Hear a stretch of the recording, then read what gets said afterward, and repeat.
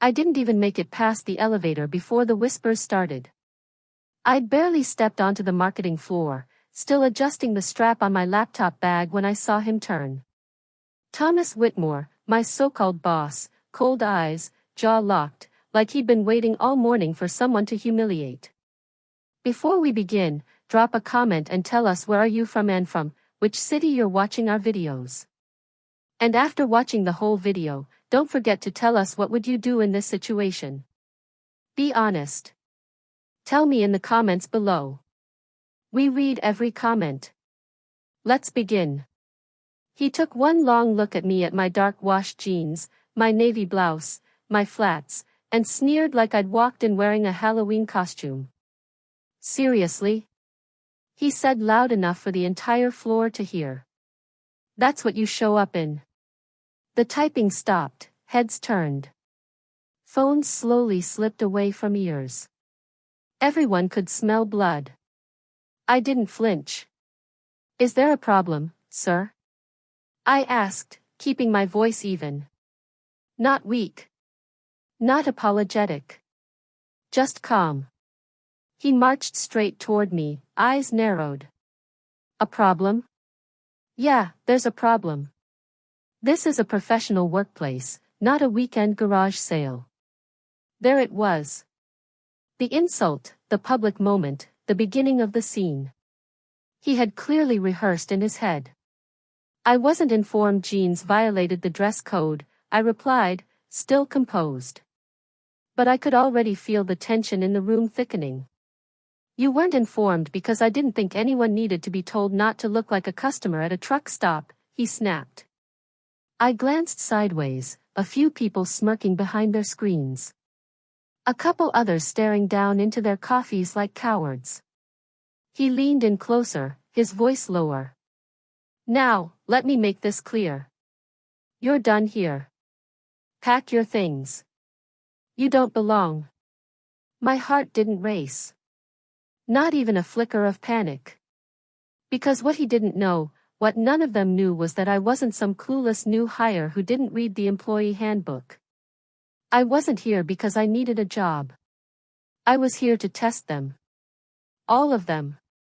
They thought I was just another applicant in a cubicle learning their clicks, staying quiet during meetings, eating lunch alone. They didn't know that 2 months ago I became the majority stakeholder of the very company Thomas was trying to run like his personal kingdom. They didn't know that the real CEO, the one who had built the company before stepping back to retire, had sold me his shares quietly, privately under NDA.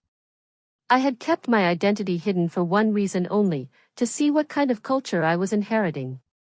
And let me tell you, today gave me more answers than I needed.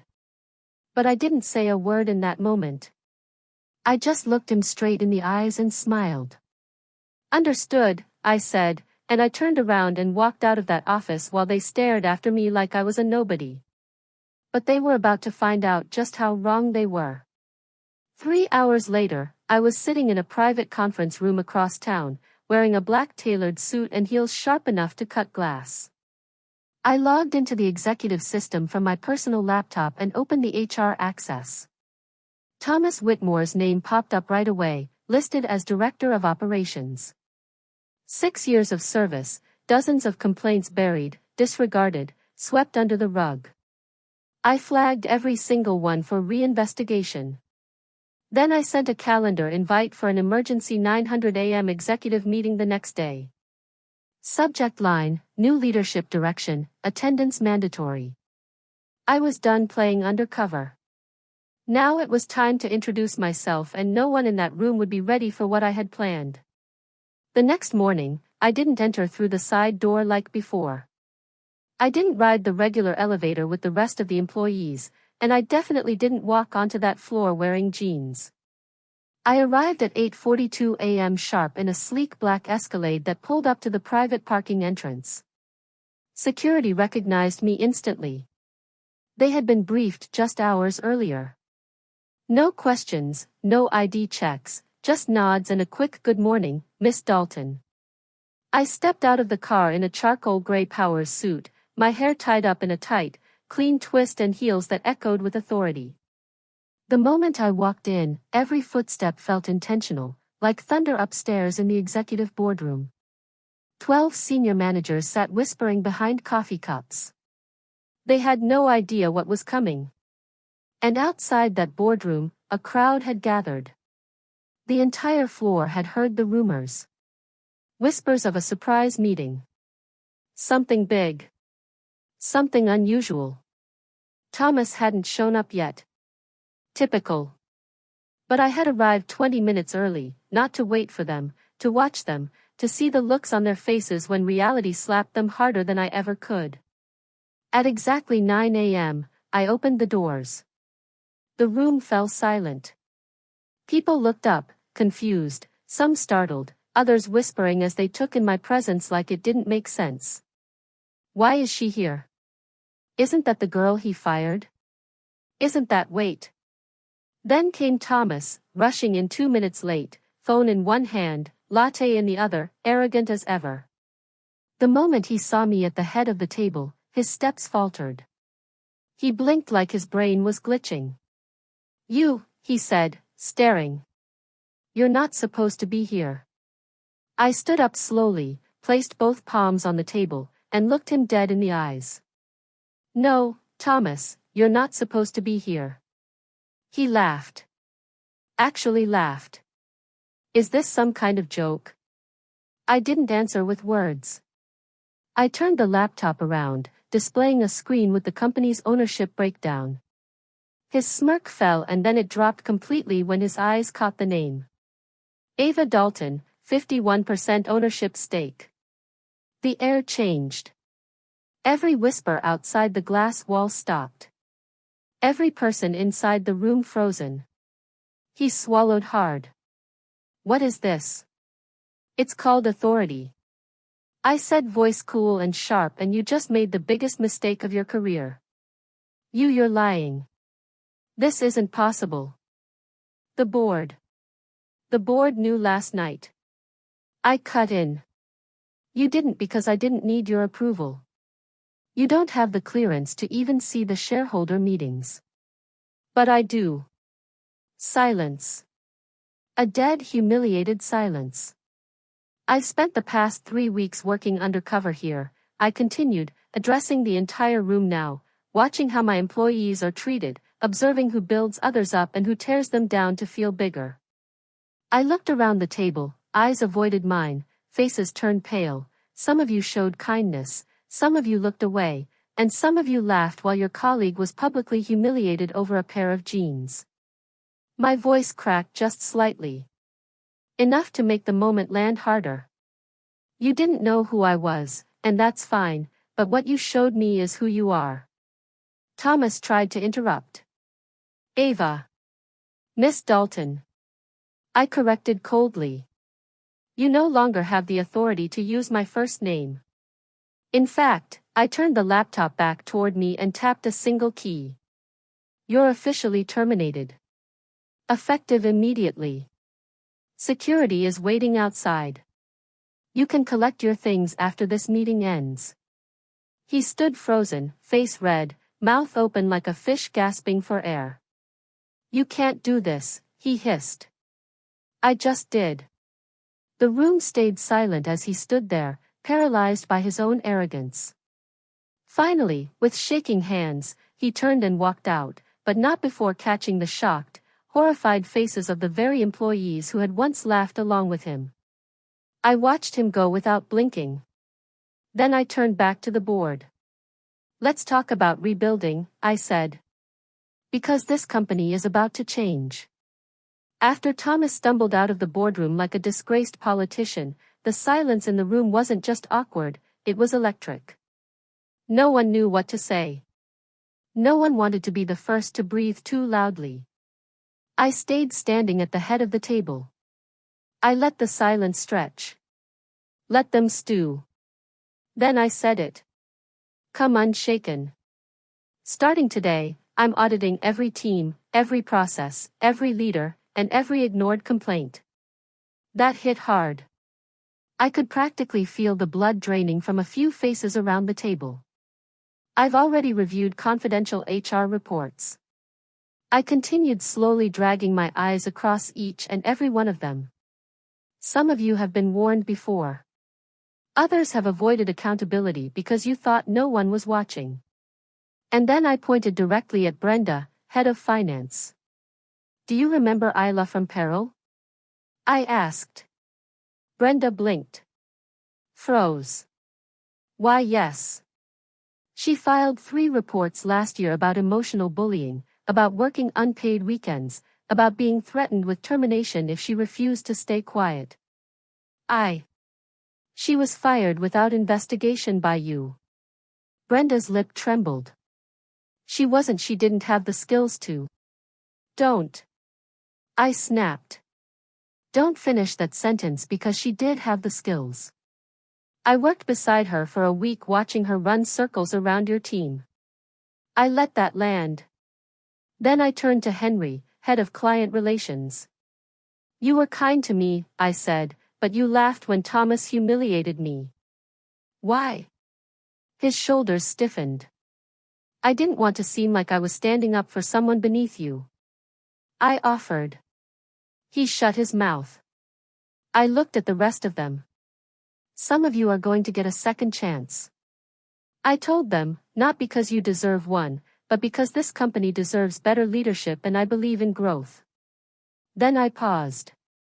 But if you can't change, if you're here to keep power by stepping on people, you'll be gone by the end of the week.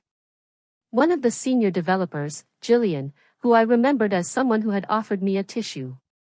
When I sat quietly in the break room, hesitantly raised her hand. Yes, I asked. She looked nervous but honest. I just want to say I'm sorry for not saying anything that day. I saw what happened and it wasn't right. I looked her dead in the eye and nodded. Thank you. Then I turned to the glass wall. Outside, employees were still pretending to work while stealing glances into the boardroom. Open the doors, I said. The assistant hesitated. Now. The doors opened wide, and the team out there saw me. Not as the girl who got humiliated, but as the one who held the room captive. I stepped out. Half of them looked ready to shrink into their chairs. But I smiled. Not fake, not condescending. Just steady. I want every department lead to bring their full teams into the main floor in 10 minutes, I said loudly. I'll be making some introductions and some announcements. Someone gasped softly. Another dropped their pen. I could see Elise, the team lead who had once ignored me like I didn't exist, stiffen at her desk.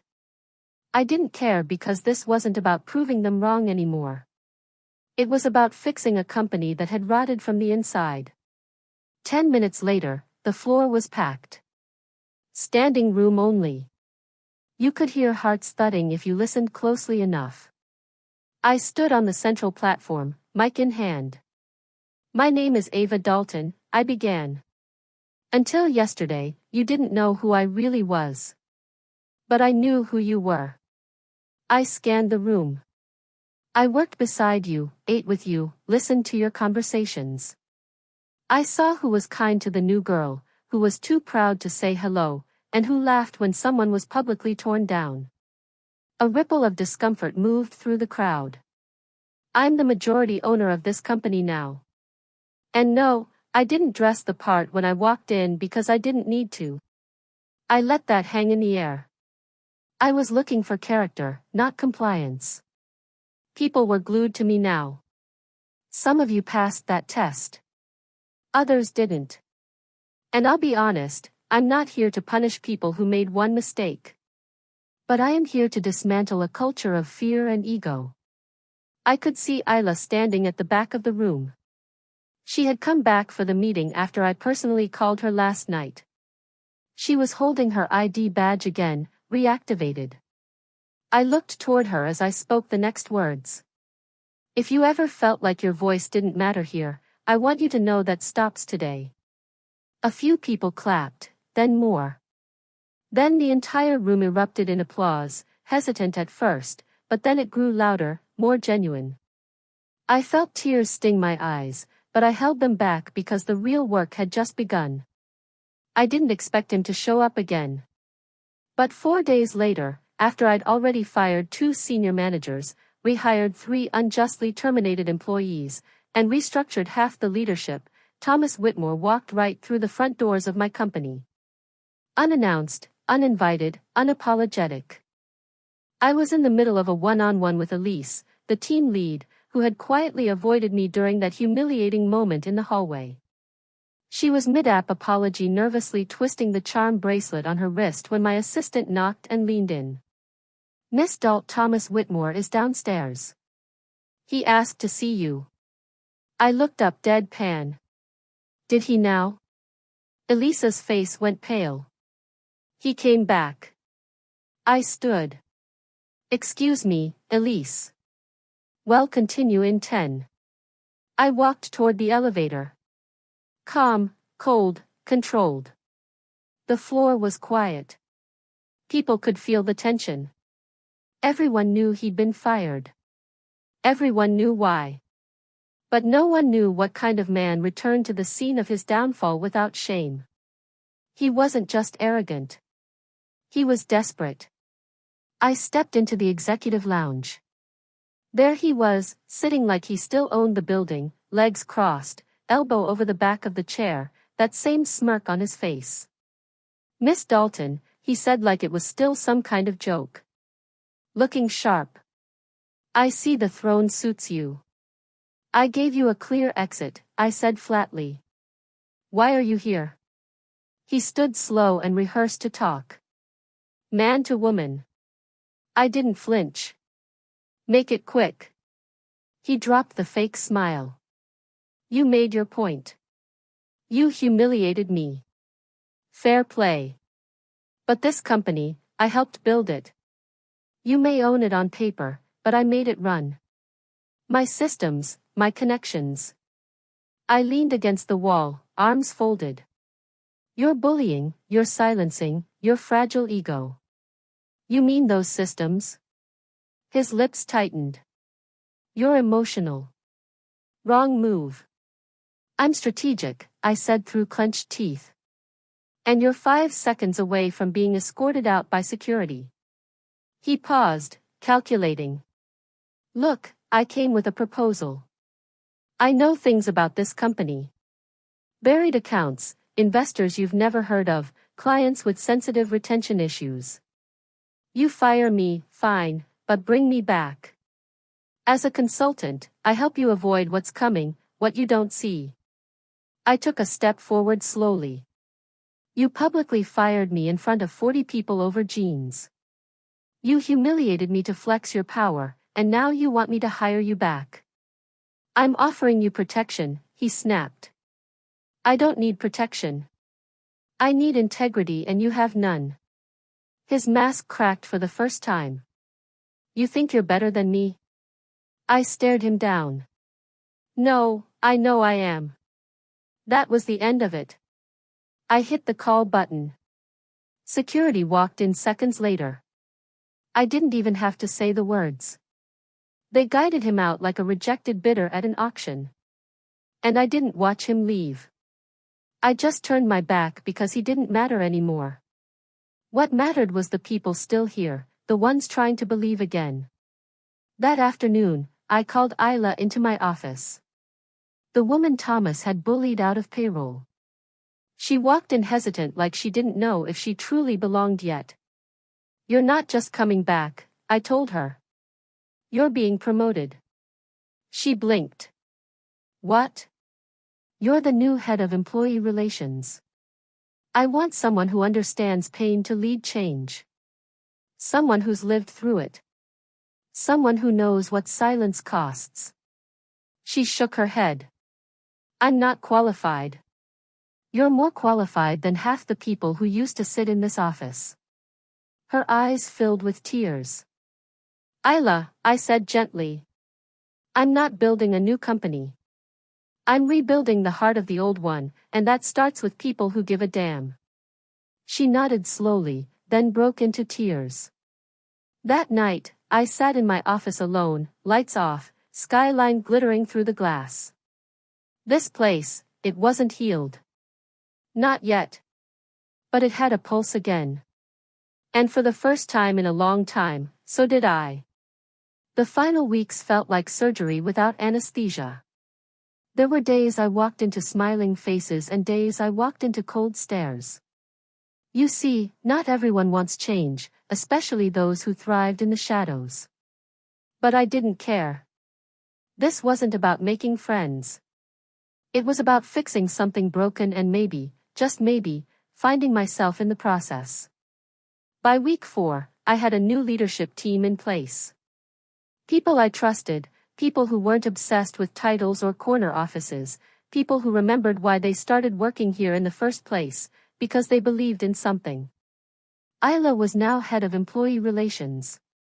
Jillian took over Tech Henry after owning his silence and proving he could do better. Stepped into client strategy and Brenda gone. I didn't fire her with drama. No yelling, no announcements, just a quiet meeting. Brenda, I said, I read every internal email thread from last year. I saw how you spoke to your junior staff. I saw how you covered for Thomas. I saw the terminations you justified by manipulating performance reports. Her eyes widened. She tried to talk. I raised a hand. Let's not pretend.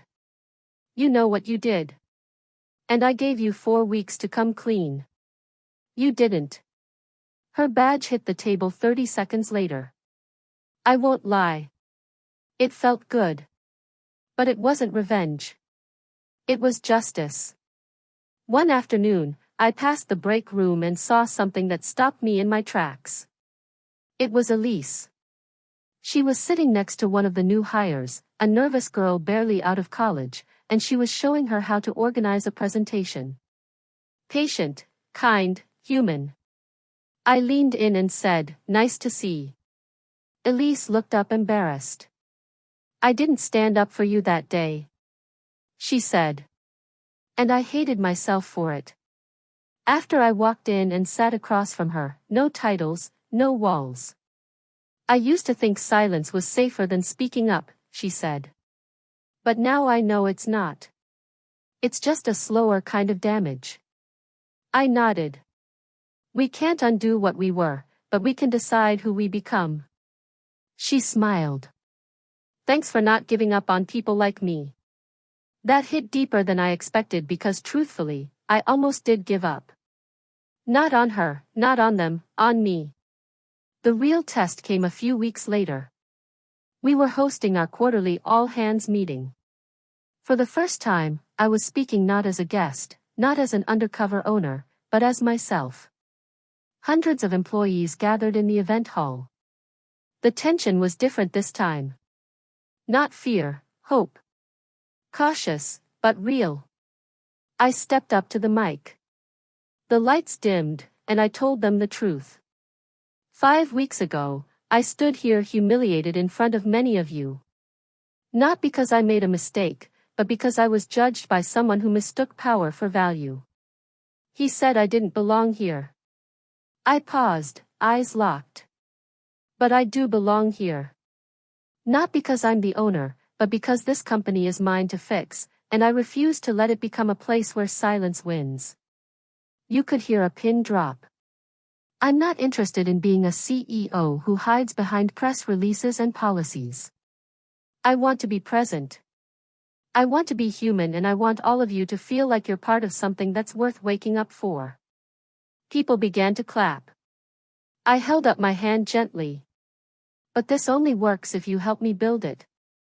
That means accountability. That means courage. That means looking around and asking, did I make this space better today? If the answer is no, then tomorrow do better. The claps got louder. I took a breath.